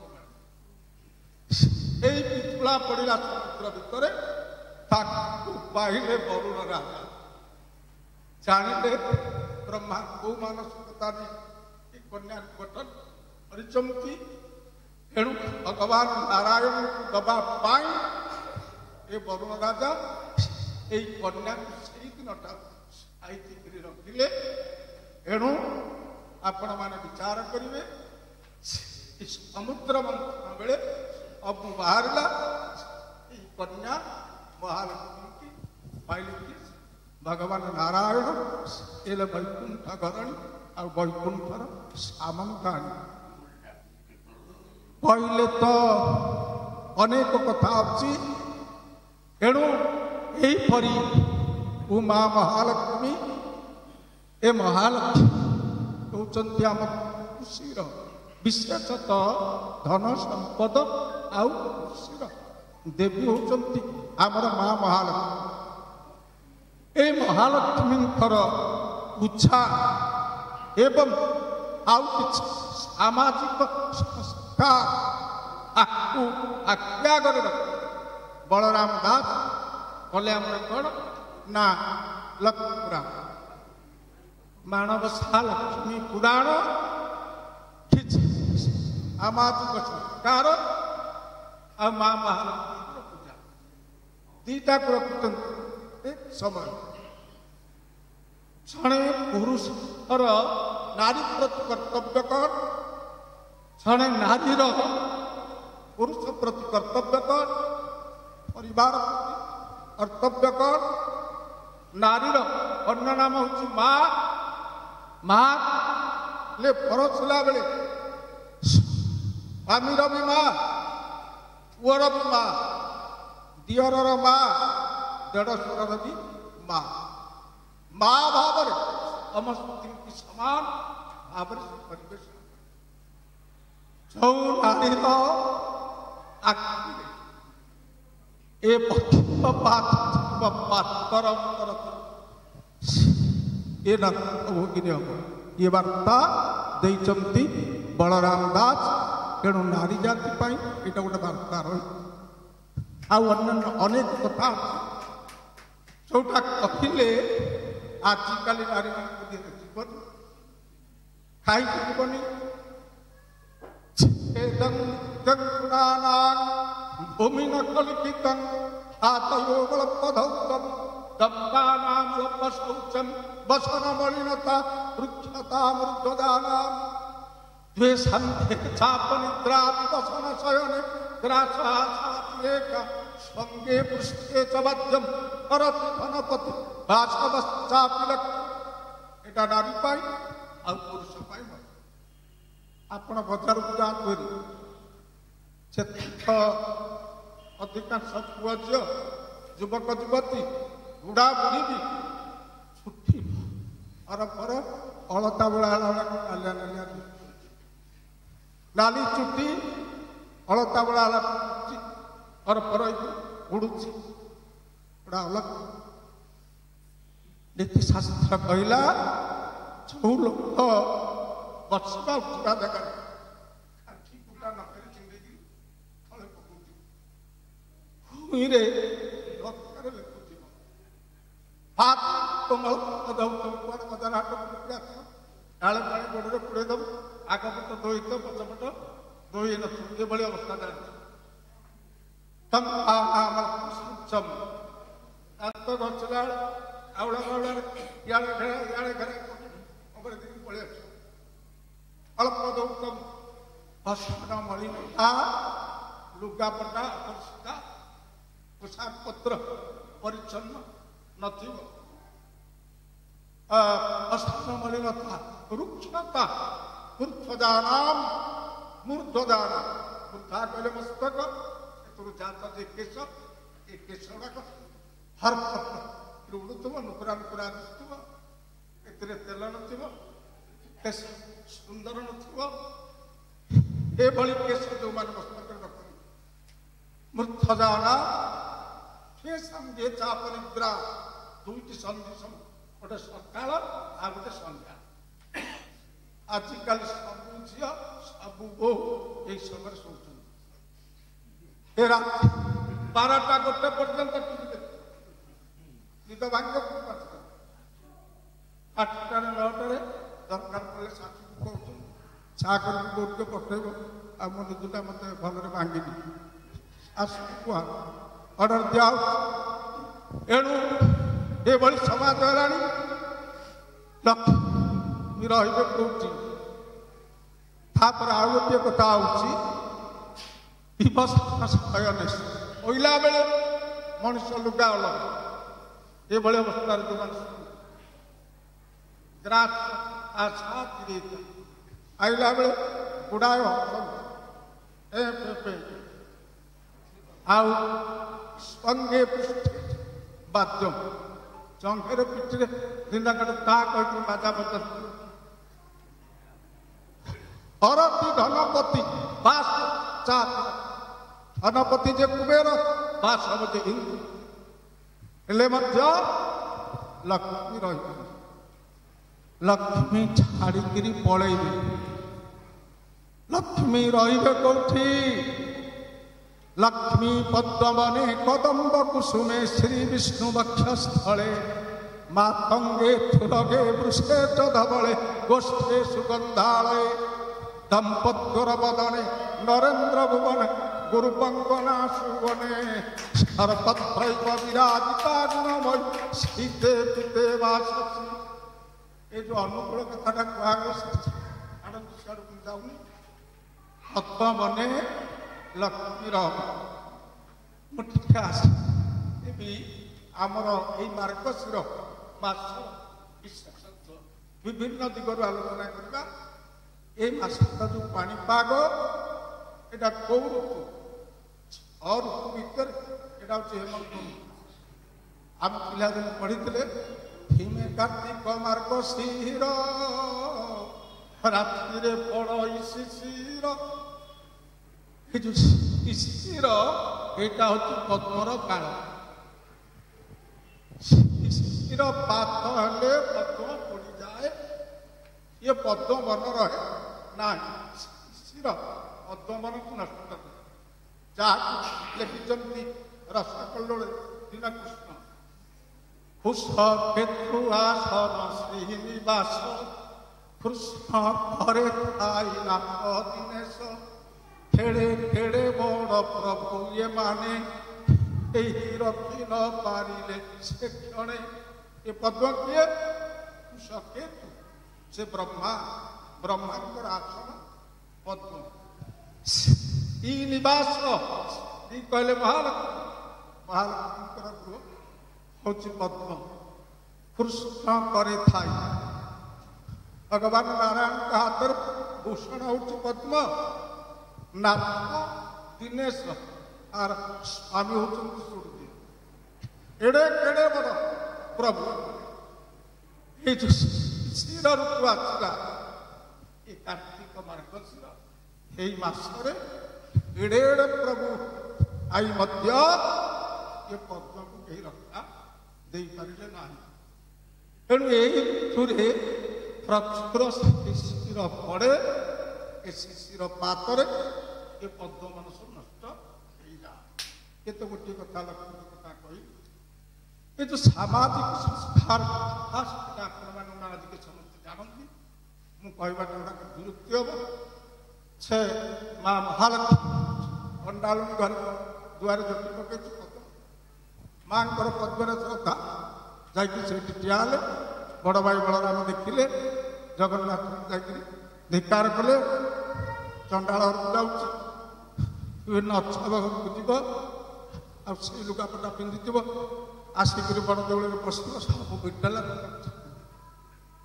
ଯାହା ହେଲା ସେ ଲକ୍ଷ୍ମୀ ବିଧାଡ଼ିତା ହେଲେ ସେ ଅଭିଶାପ ଦେଇକିରି ଗଲେ। ସେ 12 ବର୍ଷ ପର୍ଯ୍ୟନ୍ତ ତୁମକୁ ଅନ୍ନ ପାଣି କିଛି ମିଳିବ ନାହିଁ ଏବଂ ତାହା ହିଁ ହେଲା। ଏପରି ଯେଉଁ କଥାଟି କରାଗଲା ବଳରାମ ଦାସ କଲେ ଏଇଟା କାହିଁକି ସେ କଲେ? ଏଇଟା କରିବା ପଛରେ ଗୋଟେ ସାମାଜିକ କାରଣ ଆମର ରହୁଛି। ସମାଜ ମନୁଷ୍ୟକୁ ନେଇକରି ଗଠିତ।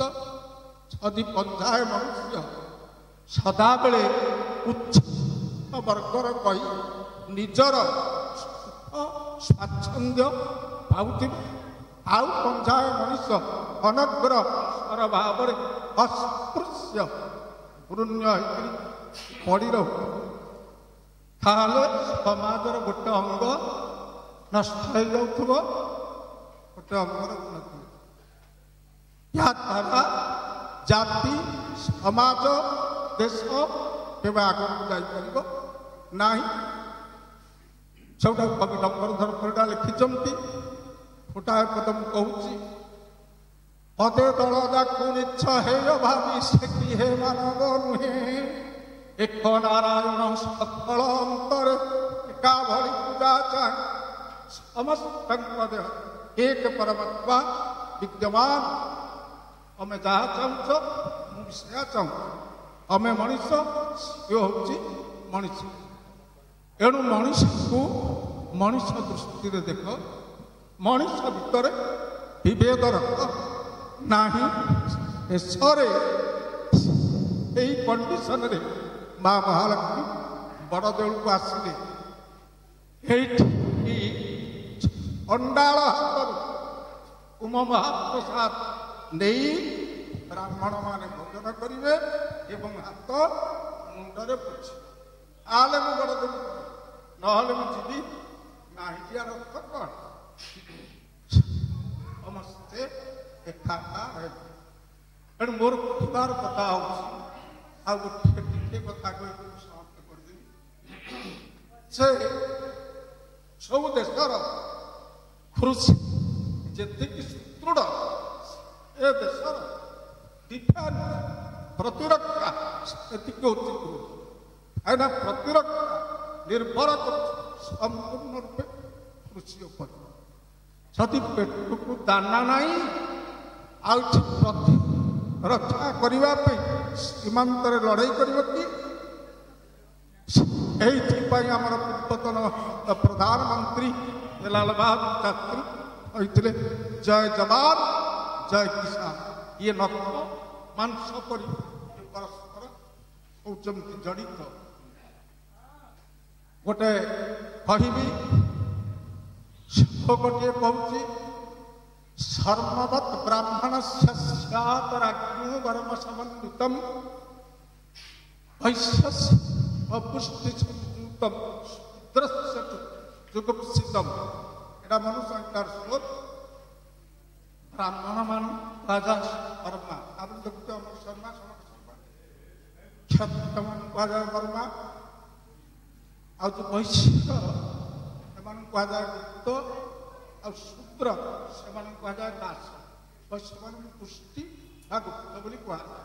କାହିଁକି କୁହାଯାଏ?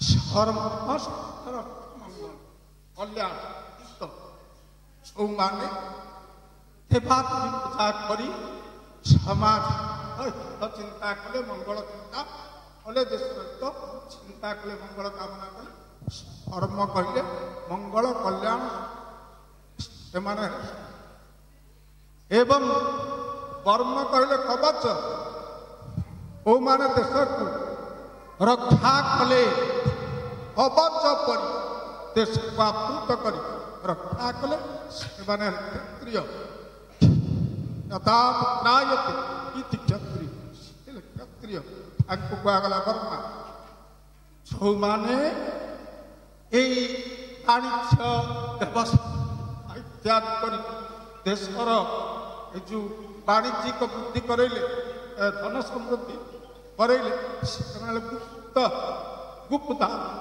ପାଳନ କରିବା ଦେଶକୁ ପାଳିଲେ ଦେଶର ଧନ ସମ୍ପତ୍ତି ବଢ଼େଇଲେ ଆମର ଯେଉଁ ଓଡ଼ିଶା ଦେଶ ଉଟ୍ର ଶବ୍ଦ ଉଟ୍ର ରହିଛି ଉଟ୍ରିଆ ଉଟ୍ରିଆ ରହିଛି ଓଡ଼ିଶା ଆଉ ଅଛି ମଧ୍ୟ ଓଡ଼ିଶା ବୋଲି ଗୋଟେ ଶବ୍ଦ ଅଛି ଆଜି ରହିଛି ଓଡ଼ିଶା ଯାହାର ନାମ ହେଉଛି କୃଷକ ତେଣୁ ଏ କୃଷି ପ୍ରଧାନ ରାଜ୍ୟ ଏ କୃଷକ ମାନେ ବି ଜାଣନ୍ତି ଯୁଦ୍ଧ ଓଡ଼ିଶାର ଯେଉଁ କୃଷକ ଜାତି ଆକୁ ଲଙ୍ଗଳ ଚଲେଇ ଆସେ ଆକୁ ତରବାରୀ ବି ଚଲେଇ ଆସେ ଗୋଟେ ଉଦାହରଣ ଦେଲେ ଆପଣ ଜାଣିବେ ଉତ୍ତରପ୍ରଦେଶ ଜଣେ କବି ବାଳରାମାୟଣ ଗୋଟେ ଶ୍ଲୋକ ଲେଖିଛନ୍ତି ଔଟ୍ରଶ୍ଚଣ୍ଡାଶ୍ରଶ୍ମି ମଗଧ ବିଗୁରସା ବେଶକମ୍ଭୋଜରାଜ ଏତିକି କହୁଛି ଔଟ୍ର ମାନେ ଉଟ୍ର ଦେଶର ଇଏ ହେଉଛନ୍ତି ରାଜା ଏ ରାଜା କେମିତିଆ ଛଣ୍ଡାସି ରଶ୍ମି ଯାହାର ଅଶ୍ମି କହିଲେ ରଶ୍ମି କହିଲେ ତେଜ ଛଉ ରାଜା ଅଣ୍ଡାର ତେଜଟା ଅତି ପ୍ରଚଣ୍ଡ ଧାର ଅତି ପ୍ରଚଣ୍ଡ ଯେଉଁ ଓଡ଼ିଶା ରାଜାର ଧାର କିଏ ହେଉଛନ୍ତି ସେଇ ଓଡ଼ିଶାର ରାଜା କିଏ ଯାଇଥିଲେ ସ୍ୱୟଂବରକୁ ବୋଲି ବର୍ଣ୍ଣନା ଅଛି କବି ରାଜଶେଖରଙ୍କର ବାଳରାମାୟଣ ନାଟକରେ ଲେଖା ଅଛି ଏଣୁ ଇଏ ଜାତି କୃଷି କରି ଜାଣେ ଲଙ୍ଗଳ କଣ୍ଟି ଧରି ଜାଣେ ଏବଂ ହାତରେ ଅଣ୍ଡା ଧରି ଶତ୍ରୁକୁ ଉଚିତ ଜବାବ ଦେଇ ଜାଣେ ତେଣୁ ଏକ ଦୁର୍ଦ୍ଧର୍ଷ ବୀର ଜାତି ଏବଂ କୃଷକ ଜାତି ଏହିପରି ଭାବରେ ଆମେ ଆମର କୃଷିକୁ ନେଇ ଆମର ଯେଉଁ ଋତୁରେ ଯେଉଁ ଜିନିଷ ଆମଦାନୀ ହୁଏ ବା ଯାହା ଅମଳ ହୁଏ ଆମେ ପ୍ରଥମେ ମା ମହାଲକ୍ଷ୍ମୀ ଅର୍ପଣ କରିଥାଉ ତାପରେ ଆମେ ଗ୍ରହଣ କରିଥାଉ ଆମର ଯେଉଁ ଆଧ୍ୟାତ୍ମିକତା ଆମର ଯେଉଁ ଦେବ ବିଶ୍ୱାସ এই ବିଶ୍ୱାସ ଆମକୁ ହିଁ ବଞ୍ଚାଇ ରଖିଛି ଆଉ ଅଧିକ କଥା ମୁଁ କିଛି କହୁନାହିଁ ମୋତେ ଅଧିକ କିଛି ଜଣା ନାହିଁ ଯେତିକି ଜାଣିଥିଲି ସେତିକି କହିଲି ଆଉ ଦୋଷ ଥିଲେ କ୍ଷମା କରିବି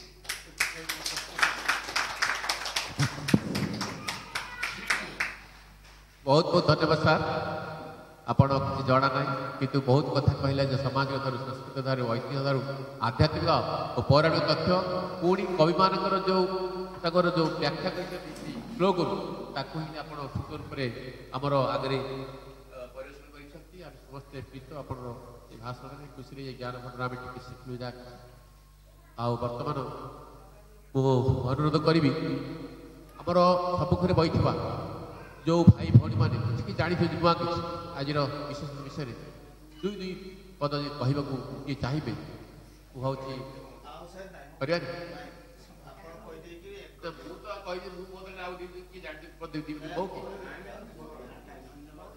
अच्छा मुझे कहबी सुदर्शन सी भी तो पंडित तो आम जाना कथा जहाँ तो ज्ञान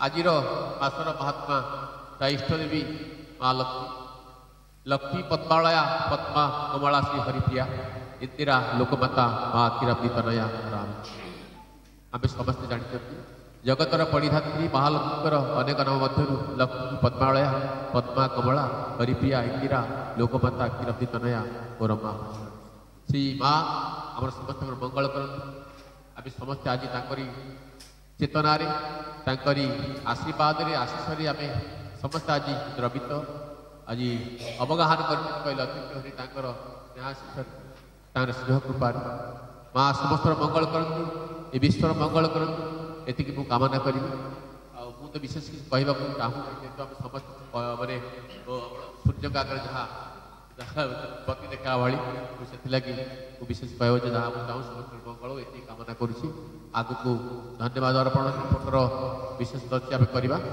ये रखुची मु सार धन्यवाद आम प्रतिष्ठाता